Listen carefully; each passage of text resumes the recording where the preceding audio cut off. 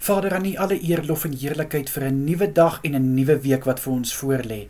Vader, baie dankie dat U hand oor ons gehou het deur die naweek, en baie dankie, Here, dat ons uitgerus is vir hierdie week wat voorlê, en dankie vir die krag en die wysheid wat U ons gegee het deur die naweek, om hierdie dag en week te kan betree. Ek bid, Here, dat elke dag 'n dag sal wees wat ons aan U sal wy.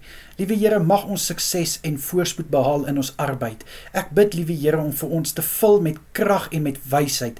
Ek bid vir deursettingsvermoë, uithou vermoë, en dat ons nie sal opgee nie, asseblief, Here. Ek bid, liewe Here, vir vanaand wat voorlê, dat elke boetansis 'n goeie rus sal inkry, en dat hulle sal uitgerus wees môre wanneer hulle opstaan.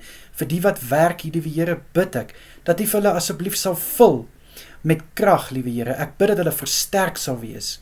Here, vir elke een wat verjaar hierdie week, vra ek dat U hulle dag spesiaal sal maak. Ek bid, liewe Here, dat hulle nuwe lewensjaar gevul sal wees met goedheid en guns, en ek bid dieselfde vir elke huweliksherdenking wat gevier word, liewe Here, mag hulle van krag tot krag gaan, en mag hulle liefde net sterker en sterker word.